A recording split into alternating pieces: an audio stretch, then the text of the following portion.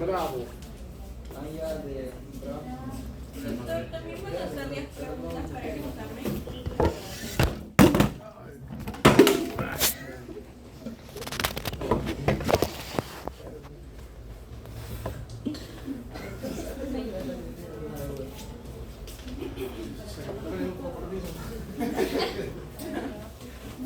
Va a ser 20 puntos, sí, pero... Claro, son 3 temas, ¿no? O sea, no es mucho... Sino que a veces yo le pongo algunas preguntas que son para que ustedes ahí refuercen, pues, ¿no? Entonces, pero a pesar de eso sale mal, pues. Entonces lo que voy a preguntar, nombre y hay un punto. Curso, otro punto. Guía, sí, pasa. Sí. Los temas que están encargando ya lo hemos hecho. Algunas personas ya lo hicieron en el anterior trabajo de las P2. ¿Cuál? O sea, Los temas que... Algunas personas ya lo hicieron. Ya hacen otro, pero es que casi como todo lo que es la parte endocrino escritor, hay temas que están incluso en escritor se ha hecho y vuelta se hace acá, ¿no? Por ejemplo, trastornos hidroelectrolíticos se ha tocado como la parte clínica aquí y desde el punto de vista fisiopatológico en escritor, y son casi los mismos temas.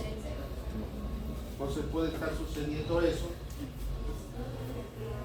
Por eso escojan, ustedes escojan un tema. ¿Lo ha mandado en el grupo, doctor? ¿Los temas o todavía no? No, por eso le estoy diciendo que de las semanas 10, 11 y 12 escojan un tema ustedes y se registren un drive vas a hacer, ¿no? Sí. Claro, entonces ahí se van a registrar para que no se dupliquen las cosas, no hagan lo mismo. Pueden hablar de repente ir a prerrenal, por decirles, ¿no? Unos hablan pues del tratamiento, otros veces las manifestaciones clínicas, ya no va variando para que no se duplique. Bien, el día de hoy vamos a revisar ya alteraciones en cuanto a la fisiología de la nefrona, que habíamos visto pues que tenía que llegarle un buen flujo sanguíneo, ¿no? El flujo plasmático renal, flujo plasmático renal. Doctora Rojas, ¿cuánto es el flujo plasmático renal?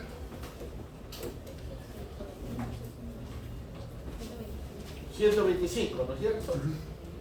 No, es filtración glomerular. Es ahí se están equivocando. El flujo plasmático renal viene a ser la cuarta parte del gasto cardíaco, ¿no es cierto? Pero como hablamos solamente de plasma, ¿no? Este es todo el flujo renal que ya, el flujo sanguíneo renal. Si yo lo quiero llevar a plasma, ¿cuánto es? Tengo que aplicar el hematocrito, ¿verdad? Y es más o menos esto, ¿no es cierto? Es el flujo plasmático renal. Y diferenciarlo de la filtración glomerular, que es 180 litros al día, 125 mililitros por minuto. Doctor Parimango, ¿cuánto es el flujo urinario?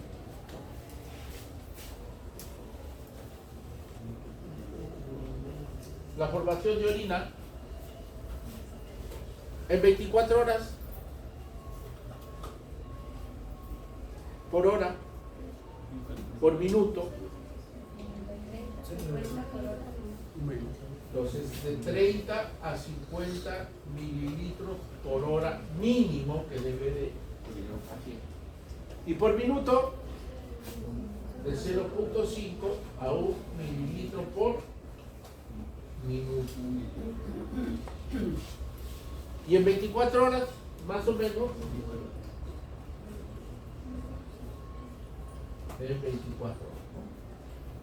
Entonces, yo puedo guiarme de estos parámetros para ver pues si es que mi riñón está funcionando armónicamente, ¿no? para que se produzca pues la absorción, la reabsorción, el mecanismo de contracorriente, que son las funciones que tiene que ver el riñón. No olvidar que también ahí está pues la formación de la renina, que está la formación de la eritropoyetina. Doctor Ayrton, ¿para qué sirve la eritropoyetina? No, para la función hematopoyética. Entonces, si hay alteraciones está bien. ¿El tamaño, doctora Rojas, del riñón? 12 por 6 por 3. Más o menos tenemos esto. ¿Qué tenemos? Pues la corteza y la médula. Entonces, pueden haber alteraciones funcionales, como pueden haber alteraciones también estructurales del riñón, algunas que se van a ir adquiriendo en el proceso, otros que pueden ser congénitos también, ¿no? Entonces pueden haber múltiples alteraciones que nos van a llevar a una falla renal, que si no pasa de los 3 meses, todavía yo hablo de una falla renal aguda, con posibilidades de que el paciente pueda recuperarse. Entonces, veamos algunos aspectos que corresponden a la enfermedad renal aguda, que ahora lo están llamando fallo renal agudo, o lo ponen injuria renal aguda.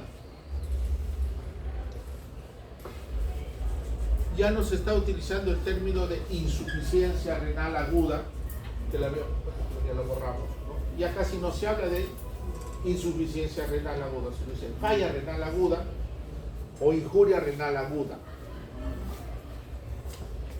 Entonces, con esas salvedades vamos a ir conversando algunos aspectos. Es común que nosotros digamos que el paciente está en una falla renal aguda cuando no está formando la diuresis, cuando no tiene este patrón, y empezamos a sospechar que el paciente puede tener una falla renal. No está excretando, no está formando la orina que yo necesito medir. Entonces, pero este es un parámetro que podría indirectamente decir, pero en términos medibles hablamos de dos alteraciones que sí te dicen en forma directa que hay una falla renal aguda. La primera es una disminución abrupta de la tasa de filtración glomerular, que es esta. Esta es la tasa de filtración glomerular. Si esto empieza a bajar, es que no se está produciendo bien el proceso de filtración. Si ahí falla, el resto va a fallar, ¿no es cierto? Entonces, el primer criterio es eso: una disminución de la tasa de filtración glomerular, que me va a llevar como consecuencia a la retención de productos del desecho nitrogenado. Entonces,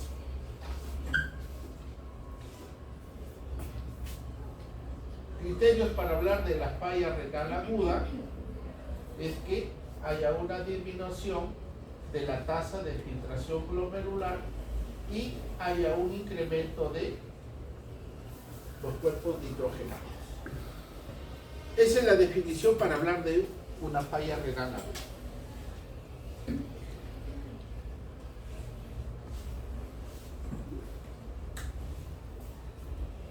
Ahora, esta es una clasificación clásica que todavía se está manteniendo, aunque ya se está revisando, pero todavía tiene vigencia cuando clasificamos la falla renal.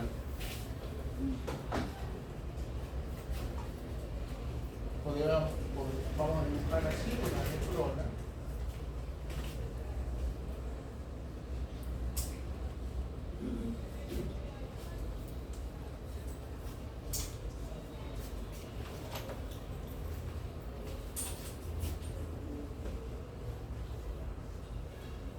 Entonces,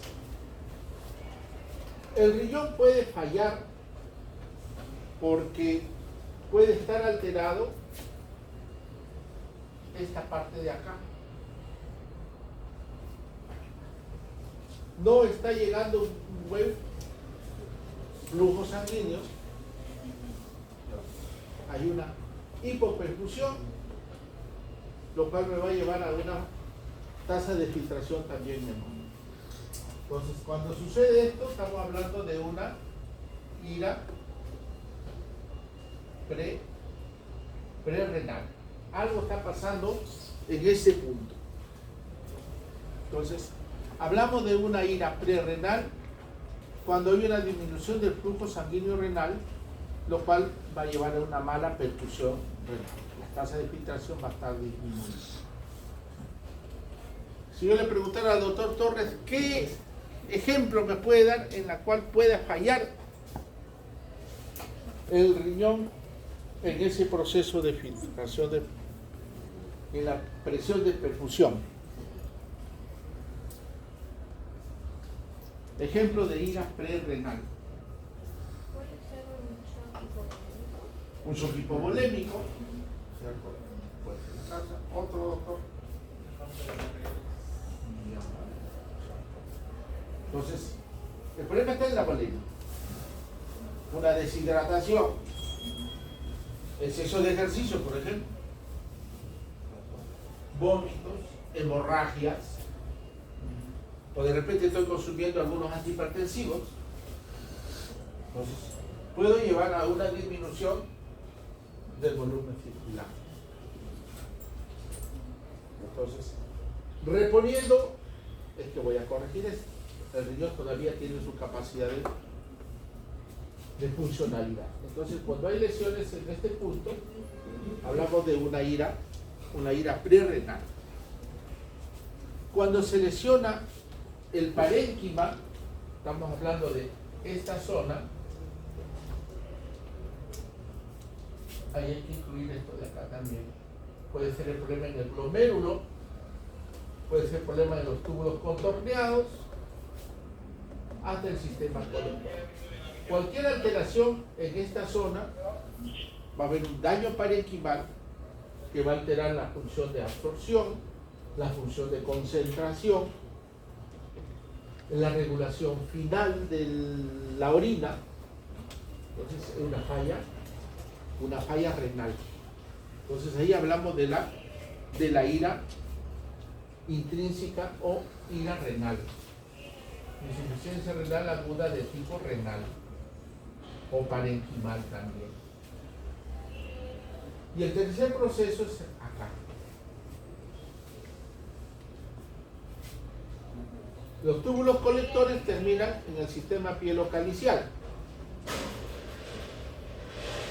La parte final de la nefrona, ¿cuál viene a ser? Termina acá en la papila renal. Entonces la parte final de la nefrona tiene acá su bollito estribado para que por acá caiga la orina al sistema pielocalicial, ¿no es cierto? A los cálices menores, a los cálices mayores. Entonces toda lesión desde la papila renal hacia abajo, cálices mayores, pelvis renal, uréteres, pueden generarse alteraciones que va a hacer que mi orina no se filtre, no se elimine, no se excrete, se va acumulando y va dañándome también al riñón. Entonces ahí hablamos de las iras postrenales. Entonces, tanto la ira prerrenal, la renal como la postrenal van a tener algunas manifestaciones clínicas que nos permite diferenciarlos, ¿no? Y por eso que todavía se mantiene esa clasificación con fines clínicos.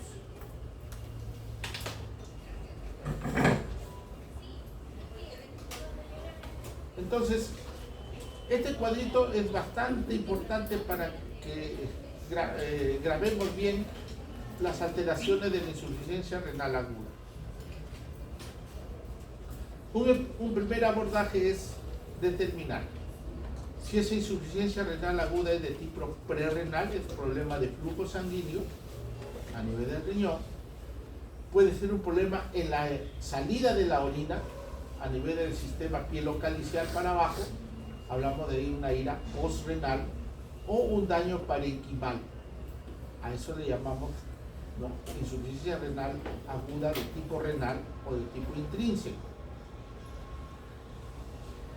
Cuando tenemos lesiones renales pueden haber 4 alteraciones. Uno es que el sistema mismo tubular se pueda lesionar. Puede ser por un problema de isquemia o por un problema tóxico, medicamentos. Puede quemar el sistema tubular y no se va a producir el proceso de reabsorción y el mecanismo de contracorriente. Puede lesionarse el intersticio del parénquima o puede lesionarse la región capsular. Entonces vamos a tener una enfermedad renal tubular, la necrosis tubular aguda, que puede ser por isquemia o puede ser por un problema tóxico, la nefritis intersticial aguda y las glomerulopatías. Son lesiones de tipo renal. Este cuadro también nos va a ayudar, nos ayuda a complementar, que le había dicho que las lesiones parenquimales o intrarrenales van a ser de 4 tipos. En otro esquema se hablaba de la glomerulonefritis, de la necrosis tubular aguda, cuando hay una lesión de los túbulos a cualquier nivel, la nefritis intersticial, y puede ser las redes peritubulares que están rodeando a la nefrona. Entonces cualquiera de ellas puede sufrir lesiones que van a dañar toda la funcionalidad de la nefrona, en lo que corresponde a la absorción, a la secreción y a la concentración de la orina. La necrosis tubular aguda puede ser producida por isquemia. Eso nos quiere decir que cuando tenemos una falla prerrenal que es un problema de flujo sanguíneo, si no lo corregimos a tiempo, este paciente puede hacer una falla renal de tipo renal, una ira renal. ¿Y qué nos va a producir? Necrosis tubular aguda. Entonces, una de las complicaciones de una ira prerrenal es que pase a ser renal. ¿Y qué es lo que afecta? Al sistema tubular. Lo produce una isquemia. De la isquemia a la necrosis. Puede ser problemas tóxicos. Ya ustedes en farmacología seguramente han estudiado algunos fármacos nefrotóxicos. Doctor Parimán, va a haber unos 10 medicamentos que produzcan daños renales. Doctora Vía Fuerte, a ver. Ya.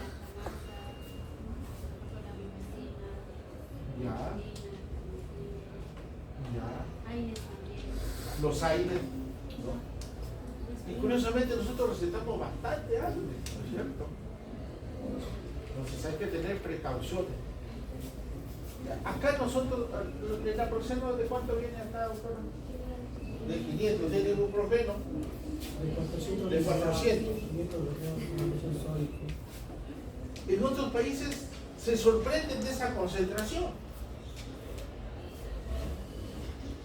Ellos usan naproxeno de 100 miligramos nada más. Ibuprofeno máximo 200 miligramos. Recuerdo que una profesora de Cuba que viene a tener su lumbalgia, dijo, naproxeno, era 550. No lo tomó. Dijo, no, nosotros tomamos máximo 100 miligramos. Pero acá nos dan dosis altas. Entonces, si un paciente no está bien hidratado, te lleva pues a una lesión de tipo tóxico. sustancias de contraste, sustancias que contienen yodo, los quimioterápicos, anfotericina B, metotrexate, ciclofosfamida, que son inmunosupresores, todos ellos son altamente nephrotóxicos, que de acuerdo a la necesidad podemos utilizarlos nosotros, pero sabiendo que nos puede generar daño renal. Por eso que a esos pacientes nosotros, antes de empezar a dar los medicamentos, tenemos que determinar la depuración de la creatinina para corregir la dosis. ¿Cuánto es la dosis de amicacina, doctora? 500 de la doctora. Doctor Torres, ¿usted cuánto da de amicacina a sus pacientes? En realidad, No es de uso. medicina natural. Doctora Leitón.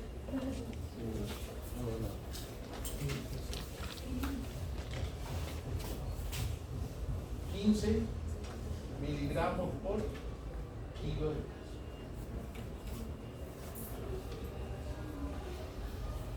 peso. Dosis. Imaginémonos un pacientito que pesa, póngale un peso, doctora, a un paciente. 65 kilos. A ver, usted que usa mucho la calculadora, por 65, ¿cuánto sale? ¿Cuánto le va a dar?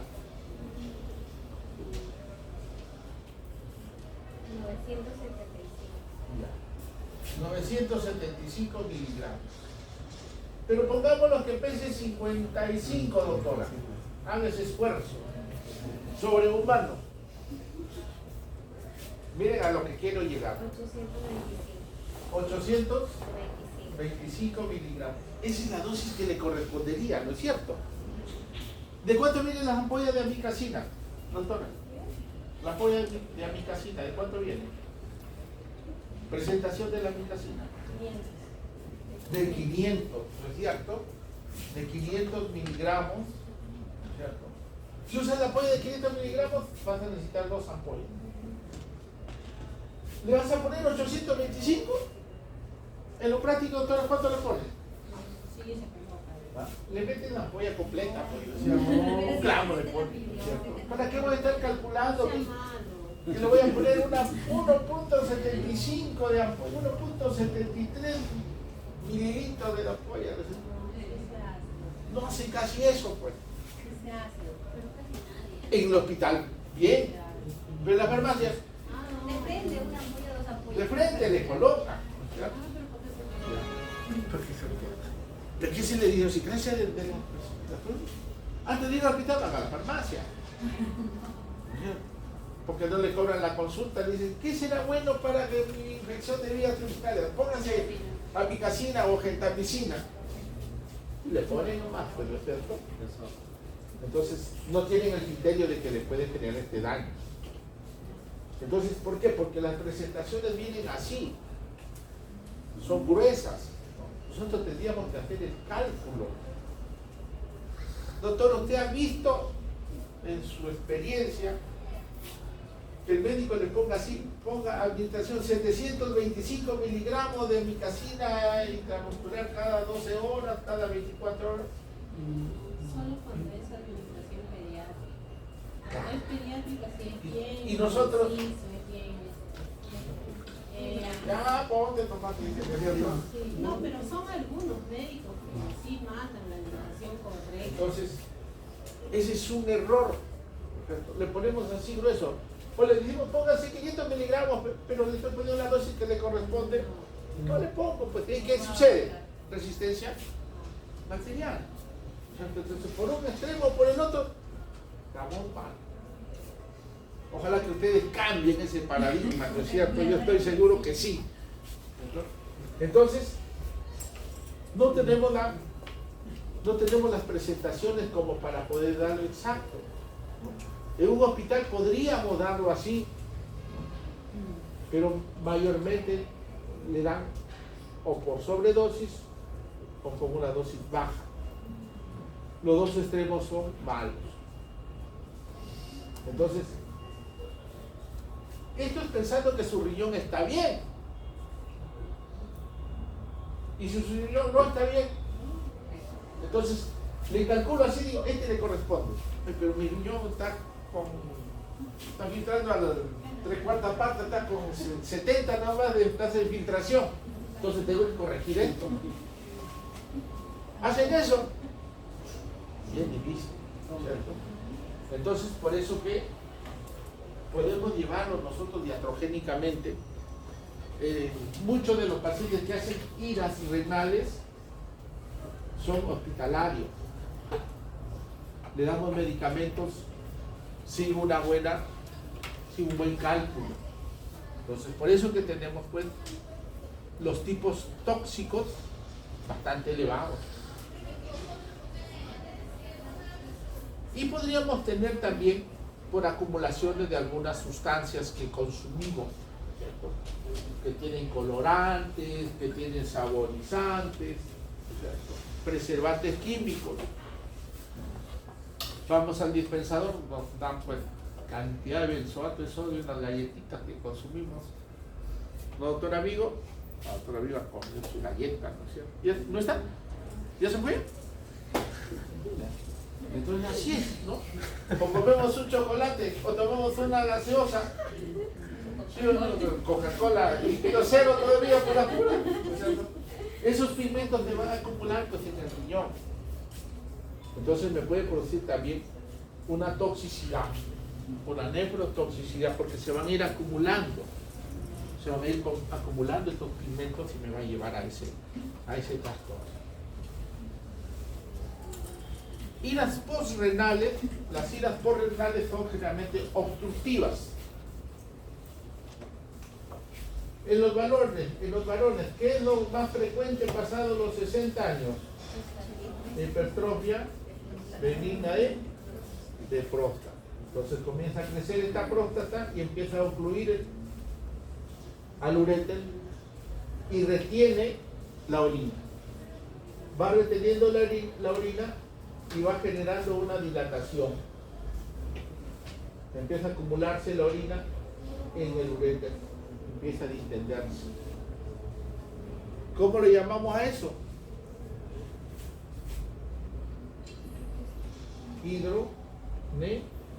Hidronefrosis. Entonces, una manera de que el riñón trate de defenderse, empieza a distenderse los uréteres y a almacenarse más orina. Entonces le pedimos una ecografía, vamos a ver la hidronefrosis. El primer hallazgo. Y luego, pues, en forma retrógrada, se va generando una onda de presión hidrostática ascendente, ¿no? Llega aquí y aquí se va a oponer a la filtración. Y nos va a llevar a una IRC, a una enfermedad renal crónica. ¿No? Entonces los procesos obstructivos, que hoy estamos poniendo acá una hiperplasia prostática, pero puede ser un cálculo renal también, un tumor, un hemangioma, compresiones externas pueden ir ocluyendo o desplazando el uréter y nos va a llevar a una ira postrenal. Entonces, esa clasificación se mantiene vigente todavía,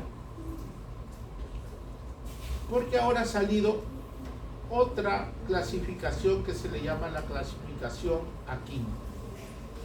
Esta es una clasificación que a partir del 2004 es que se está difundiendo, porque tiene parámetros un poco más precisos para determinar el compromiso renal. Entonces, cuando se clasifica en 3 grados. Cuando hablamos de una lesión renal aguda tipo 1, miren, tipo 1, cuando el gasto urinario es menor a 0.5 mililitros por kilo hora por más de 6 horas. Entonces nos fijamos en la diuresis.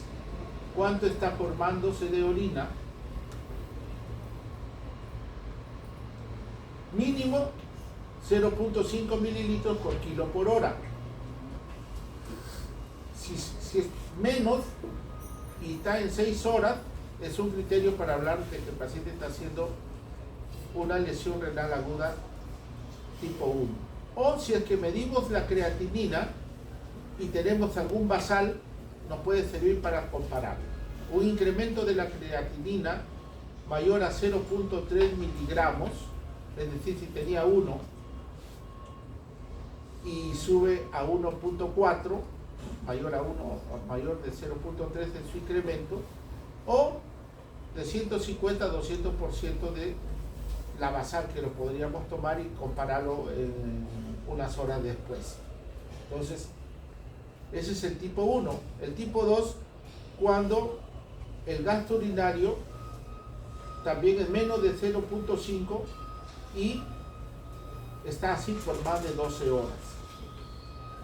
O la creatinina ha aumentado entre 200 a 300% de su basal.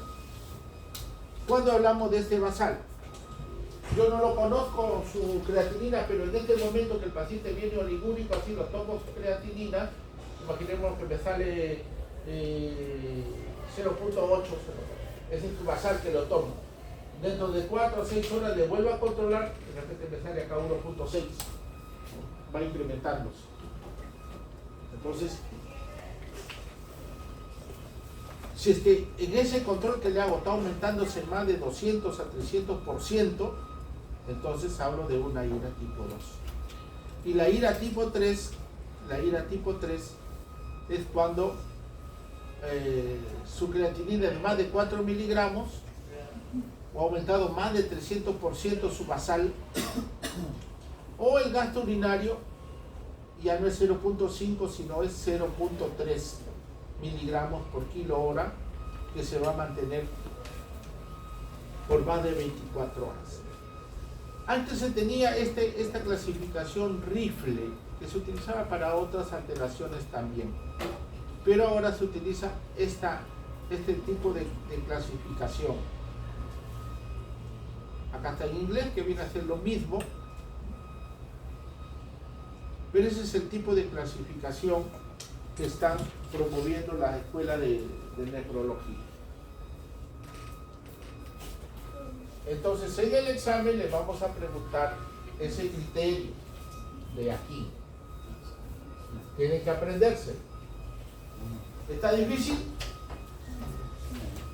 Aprender está fácil, ¿no es cierto? Presión tipo 1, tipo 2, tipo 3. Va a haber un ejemplo ahí. Paciente que tal cosa. Es tipo 1, tipo 2, tipo 3. Doctor, ¿y tiene que cumplir con los dos criterios? Cualquiera de los dos. Cualquiera de los dos. Cualquiera de los dos. Y el cuadro clínico, lo que llama la atención, y siempre lo relacionamos, oligúrico. El paciente está oligúrico. Doctora, ¿diferencia entre oliguria y anuria? Oliguria es cuando hay una menor orina, y anuria es cuando hay no es mucho. Ay, la doctora que ha leído bastante de anuria y oliguria. A ver. Oliguria es escasa orina, anuria es nada de orina. Pero nada.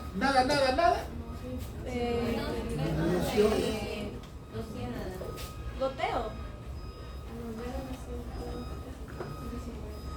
Menos de 150 miligramos en 24 horas, eso es anuria. O sea, ese poquito de orina puede ser una orina residual, ¿no?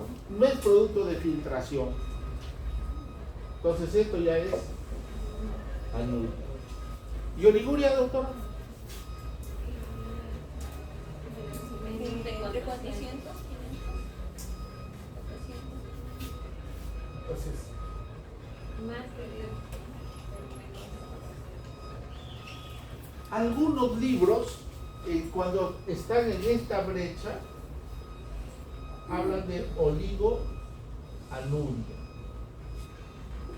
De oligoanuria, cuando tiene de repente 200, 250, dicen oligoanuria. Menos de 150, sí, eso sí es una anuria. Y esta oliguria puede subir a 500, 600, 700. ¿Hasta dónde se tope para decir? De acá para acá es ya oliguria.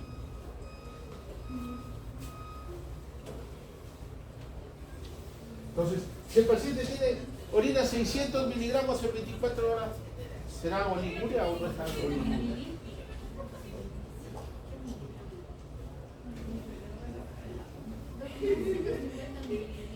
Ya fue. Entonces, entre 800 hasta 450 se habla de una oliguria. O una oliguria. De 400 para abajo es una oligoanuria. Y menos de 150 ya decimos es una anuria. A pesar que está eliminando algo de orina, impregnará seguro la bolsa pues que lo colocamos, ¿no es cierto? La bolsa colectora. Puede haber ahí un poquito, pero esa orina no es funcional. Entonces, menos de 150 se habla de una anuria. Entonces, indirectamente es un signo muy capital. Ya antes se decía por la presencia de una oliguria, el paciente está haciendo una insuficiencia renal aguda, que casi acertábamos, ¿no? Pero no es el criterio. El criterio es la tasa de filtración y el dosaje de los cuerpos nitrogenados. Si no orina, ¿dónde se va ese líquido?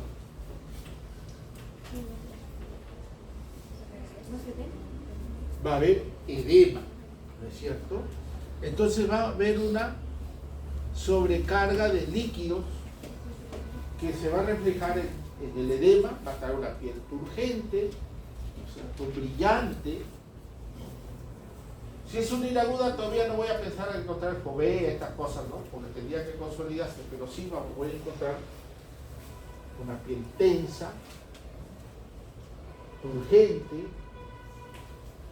¿Y la presión cómo estará? Habrá un aumento de la precarga, ¿cierto? Y si aumenta la precarga, ¿qué es lo que va a estar aumentada? La presión sistólica. La sistólica se va a disparar. Y tengo que más o menos... Doctora, la presión arterial fisiológica normal, 120 sobre 80. Y nos estamos familiarizando con esos términos, ¿cierto? Pero nos percatamos en esta diferencial. Casi no nos percatamos, ¿cierto? Entonces, cuando tengo sobrecarga de volumen, esta diferencial se alarga. Ya no es entre 20 a 40 milímetros de mercurio, sino se hace más grande. Cuanto más distante esté entre la sistólica y la diastólica, estoy teniendo más precarga, más volumen. Entonces, no se olviden en reparar en esto también, en la diferencial. En los que tienen falla renal aguda, la diferencial se va alterando, se va ampliando. Entonces, eso se llama sobrecargas de volumen.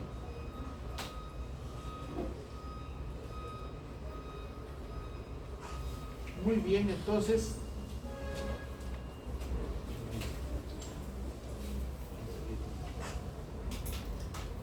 aquí viene lo que decía específicamente, ¿no? Las sinas prerrenales que habíamos dicho, pues hay una falla en el flujo sanguíneo, ¿no? Hay una incapacidad para mantener la presión de perfusión a nivel glomerular, ¿no?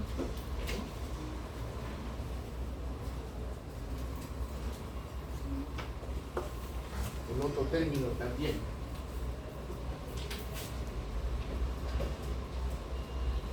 La presión arterial media, doctor Torres. La presión arterial sistólica. Fisiológico, ¿cuánto es la presión arterial media? 93, ¿verdad? ¿Y el rango?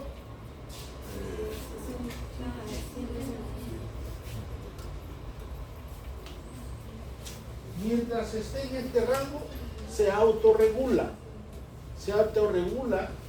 la presión arterial por mediadores químicos locales. Ya hemos estudiado que hay sustancias que vasodilatan, hay otras sustancias que van a generar vasoconstricción. Y así están, ¿no? En un tira y afloja para mantener mi presión arterial media. Mientras tenga ese rango está bien. Pero si mi presión arterial baja, menos de 60, les había dicho, esto va a la isquemia, vaya a la perfusión. Y si esto se va para la derecha, ruptura ahí, hemorragia. Ya no lo puede contener. La arteria se va a extender y se va a romper. Entonces acá hay... Profesor, ¿cómo se regula, disculpe? ¿Cómo dijo que se regulaba? Mediante reguladores. Hay mediadores químicos locales. Dígame uno, doctor. Por ejemplo, la prostaglandina, el oxidonitro. ¿Quiénes más? Hay la noradrenalina, ¿qué hace? Vasoconstricción.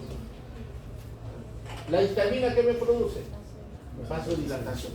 Entonces van a ver esas sustancias que están ahí en el endotelio vascular reaccionando localmente para que se mantenga la presión arterial media. Si esto falla, voy a tener una alteración en la perfusión del glomérulo y me va a llevar pues a una ira de tipo prerrenal.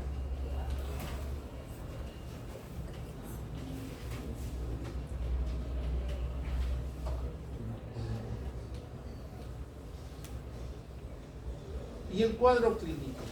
Mire, la necrosis tubular aguda por uso de sustancias tóxicas, medicamentos. Ahora, ¿cuál es el cuadro clínico que se presenta?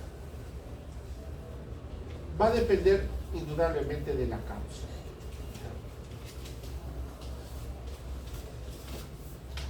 Hay una cuestión que siempre me enseñaron, era en las iras prerrenales, vamos a tener 3 fases. El paciente hace un síndrome nefrótico, o le pusiste amicacina, o le pusiste gentamicina. El paciente empieza a quemar su sistema tubular.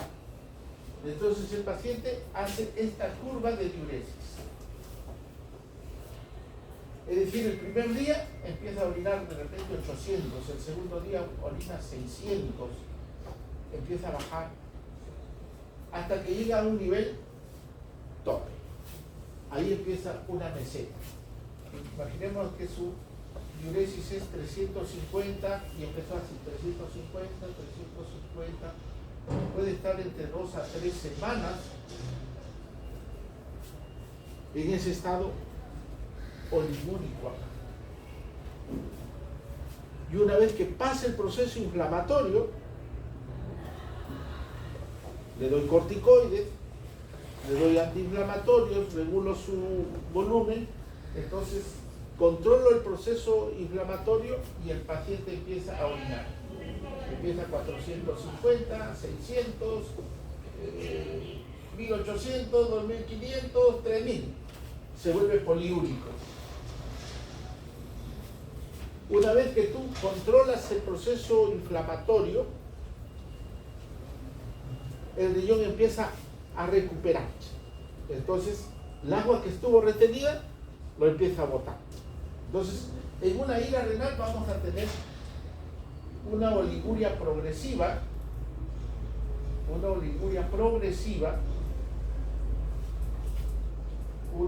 oliguria establecida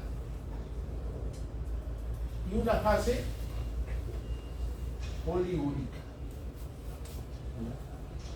Entonces, cuando tenemos este paciente, que obviamente lo vamos a tener hospitalizado, ¿no es cierto? Está con su oliguria, Empiezo a medir, rezando para que no baje más, ¿no es cierto? Va a llegar un momento que se va a establecer y así se va a mantener dependiendo del tiempo que dura la inflamación, la injuria, la severidad del daño, y luego empieza la recuperación. Y en la recuperación vas a esperar poliuria. Esa es la curva de las iras renales.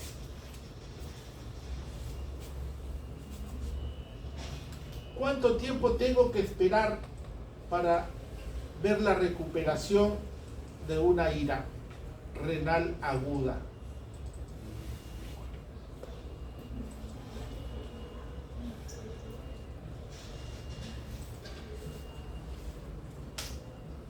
Tres meses.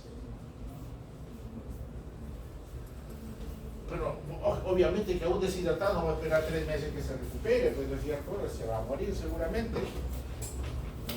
Entonces las iras prerrenales, eso es de rápida resolución.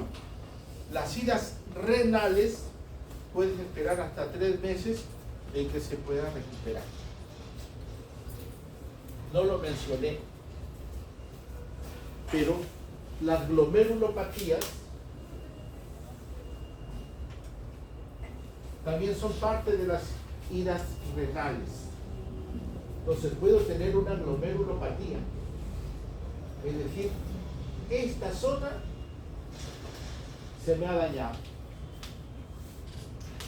Una glomerulonefritis postestreptocócica viene, genera acumulación de inmunocomplejos y una respuesta inflamatoria. Empieza a llenarse de polimorfos nucleares, de macrófagos y altera la filtración. Entonces, esta es una glomerulonefritis postestreptocócica. El paciente va a hacer edema, todos los síntomas de una oliguria, todo, pero le pongo pues su medicamento. ¿Cuál es el germen de la glomerulonefritis postestreptocócica? Oh, bueno, cierto. Si no, ¿por qué se va a llamar postestreptocócica? ¿Y a qué responde el estreptococo neumonial? ¿A qué antibiótico responde? Y a la hidrofarmacología. Quironona, dice por acá. Penicilina, dice una doctora, ¿está aquí? Ceftriaxona, cefataroline. ¿Qué son las ceftriaxonas? Es cefalosporina. A la cefalosporina, ¿no? Entonces le pongo su cefalosporina de tercera generación, ¿no es cierto, doctor? Que son los 3 antibióticos pilares de la tercera generación. Ceftriaxona,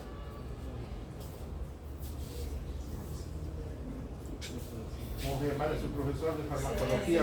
Cefotaxima, ¿no? Cefotaxima La otra es la acitro. y la ceftazidima. Los 3 son cefalosporina de tercera generación. Al que va a responder siempre es a la ceftriaxona. Si usted me diga, ¿y puedo usar cefotaxima también? ¿Puedo usar ceftazidima también? Y en esos casos, esos son para otro tipo de infección. Son de tercera generación, pero el que más sensibilidad le genera al estreptococo es la ceftriaxona. Entonces le pongo la ceftriaxona, 2 a 3 semanas que empieza a limpiarse de estos polimorfos nucleares y se recanaliza. Entonces es una ira de tipo renal. Tengo una intoxicación por algún agente inflamatorio, tóxico, metabólico, que me lo engruesa la membrana basal. Se engruesa. Una reacción alérgica, hipersensibilidad tipo 1, y han llevado eso también ustedes, ¿no es cierto? Se me engruesa esta membrana, mi filtración va a fallar, ¿no es cierto? Le doy su tratamiento con corticoides y lo desinflamo. después de 2 a 3 semanas que no me ha estado filtrando, empieza a filtrar. Lo recupero. Pero si el paciente tiene un lupus eritematoso, ya lleva usted inmunología, ¿no es cierto?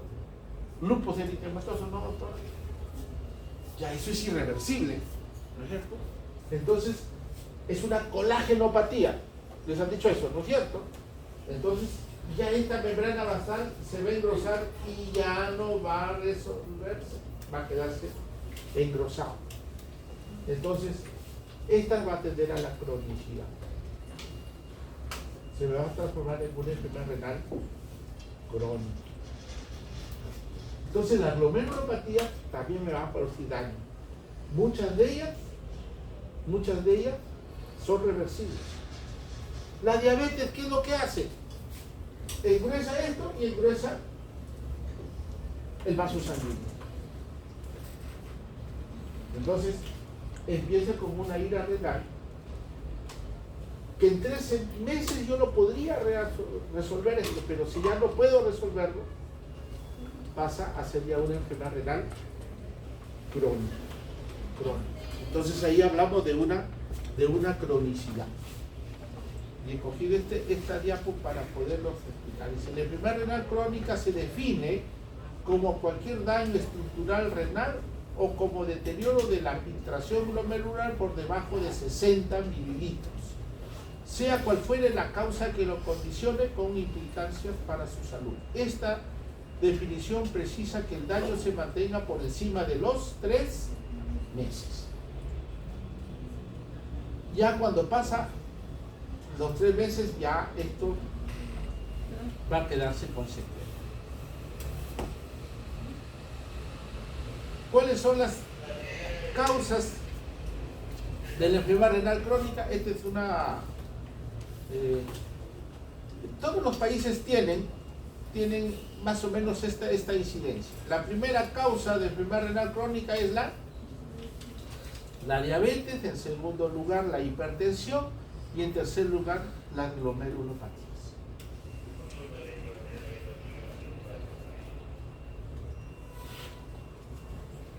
¿Son enfermedades que se pueden controlar o no? Sí, ¿verdad? Entonces, se puede luchar mucho contra la diabetes, contra la hipertensión, contra las infecciones, las inflamaciones, entonces se puede prever esto. Porque una vez que ya se instala, ya pues vamos a tener este gran problema, ¿no es cierto? Donde mi filtración empieza a fallar. Entonces, si el paciente tiene riesgo, es un paciente diabético, cada 6 meses hay que estarle haciendo su depuración de creatinina, hay que estar dosando la microalbuminuria para ver si empieza a haber daño. Si está normal, si pasa por encima de los 90 de filtración, yo ya digo que el paciente está teniendo una filtración normal, pero está con una enfermedad renal tipo 1. Entonces, ¿por qué es importante esto? Porque ese paciente tiene que educarlo, su dieta, ¿cierto? Su consumo de proteínas, su consumo de líquidos, su consumo de tóxicos. Entonces, se puede mantener en ese nivel. Si es que la filtración está entre 60 y 89, ya hablamos nosotros de un grado 2 de la enfermedad renal. Entonces, para fines de manejo también tiene que hacer restricciones de muchas cosas y ya ahí lo puedes empezar ya a dar algún diurético para forzar la eliminación de orina y así botar pues el exceso de potasio, el exceso de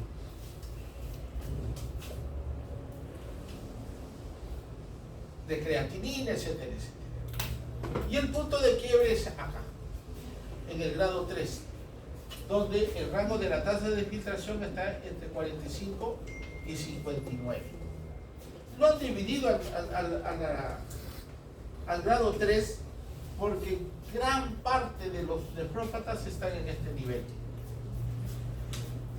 que necesita un tipo de corrección con cuidados generales, dando algunos diuréticos, algunos antihipertensivos, porque ya cuando pasa a este nivel, que más o menos es el 15%, están en este nivel, ya hay que ir pensando en este paciente de que va a entrar ya a un proceso de diálisis. El grado 4, entre 15 a 29. Y la falla renal crónica, cuando su filtración es 15 mililitros. Ya es una filtración bastante pobre. Entonces, uno de los criterios para ver la severidad es determinando la depuración de creatinina. En los pacientes que podrían estar bien con su filtración, no nos quedamos ahí. ¿Qué le pedimos? Dosaje de microalbuminuria. Dosaje de microalbuminuria, es decir, albúminas pequeñas que ya pueden estar escapándose. El tope es 30 miligramos. Hasta 30 miligramos de microalbuminuria podría ser más de este valor, ya es un daño que hay que tener en cuenta. Entonces ya no solamente estamos midiendo la depuración, sino que siempre hay que pedirle dosaje de microalbuminuria. Esta es una prueba rápida, porque lo ideal sería pedirle proteinuria en 24 horas. Pero el laboratorio hace una prueba altamente sensible haciendo el dosaje de la microalbuminuria. Ya no necesita recolectar la orina 24 horas, sino con una muestra nomás lo puede calcular. Y miren, acá, dependiendo de la concentración de microalbuminuria, voy a hacer una clasificación. Ya lo pueden ver ustedes. De 3 para abajo, todo ya está dañado. ¿No es cierto? Pero los que están por encima va a depender de la microalbuminuria para ver los riesgos de daño. Entonces, por eso es que es importante hacer ese dosaje también de la microalbuminuria. Y quiero terminar en esto. Las manifestaciones clínicas de una enfermedad renal crónica lo conocemos como el síndrome urémico. El síndrome urémico. Entonces, la expresión clínica de la enfermedad renal crónica le llamamos síndrome urémico. Lo anterior es la parte fisiológica, que lo voy a estar midiendo, que lo voy a estar cuantificando. Y la expresión clínica le llamamos el síndrome urémico. Y ahí tenemos alteraciones multisistémicas. ¿Dónde empiezan muchas manifestaciones? En la parte gastrointestinal. De repente el paciente empieza a tener una alteración en el sabor de las comidas. Y eso no hay que olvidar de preguntarle siempre a un hipertenso o a un diabético. ¿Está saborando bien las comidas? O créame, ellos mismos vienen y dicen, no sabe qué, la comida ya no me sale bien. No siento el sabor. Lo perturba. Entonces, una de las manifestaciones es un sabor metálico.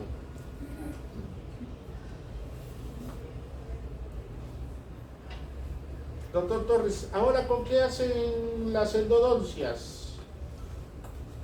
¿Qué utilizan? Se refiere al material El material. Gutapercha. ¿Y antes qué usaban? Conos de plata.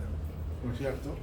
Entonces, eso se desgastaba y te generaba un sabor un poco desagradable, ¿no?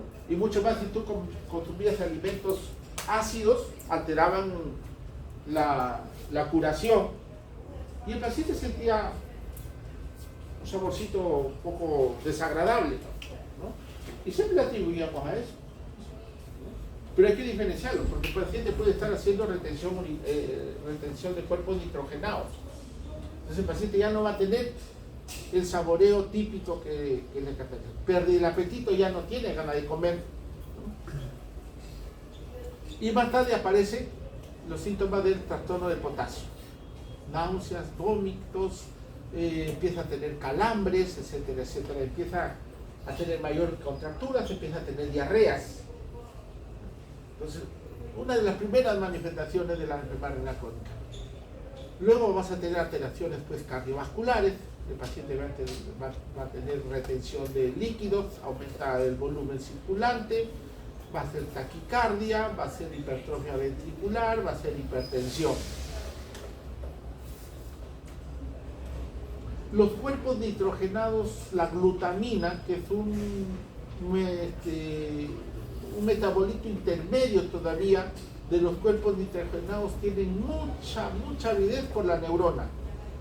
Y estas van a ir al sistema nervioso y que le va a producir trastorno de la conciencia. Es un paciente letárgico, lento, tendencia al sueño, como los que se duermen en clase, ¿no es cierto? Estarán urémicos probablemente, no están parimando, están por el tercer sueño REM.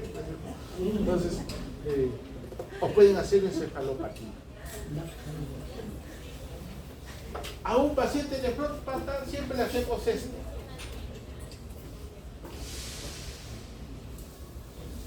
¿Cómo se llama esto, doctora? Esta maniobra. Y el paciente así. No es Parkinson. Esto se llama la asterixis o flapping.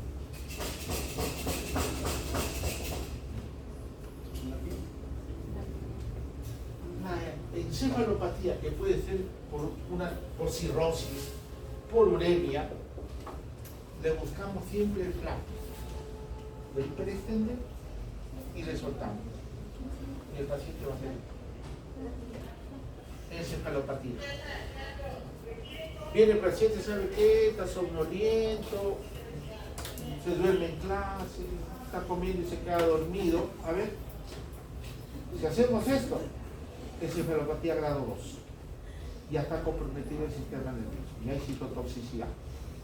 Fácil y sencillo. Tiene. Ese es el flap.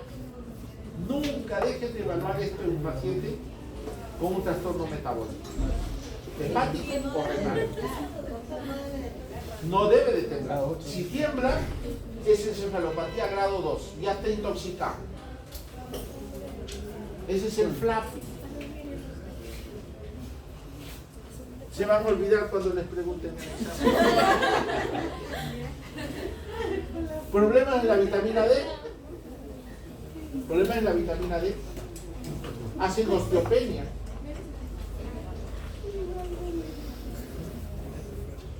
El déficit de eritropoyetina le va a llevar a una anemia.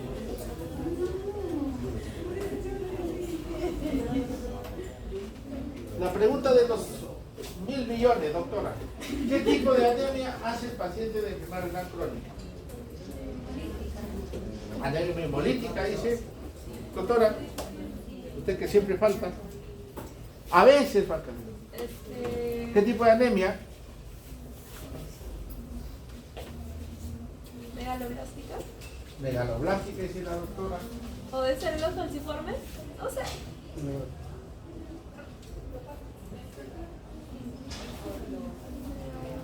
Anemia normocítica, normocrómica. Por eso que a ellos, ¿qué le damos? Eritropoyetina. Para aumentarle la producción, porque lo están formando bien. ¿Qué tipo de anemia? Normocítica, normocrómica.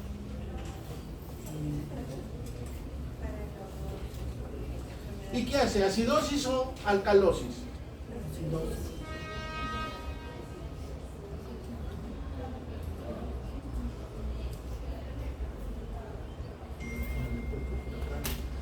Pero hace acidosis metabólica. Entonces todo eso es el síndrome urémico que tiene el paciente.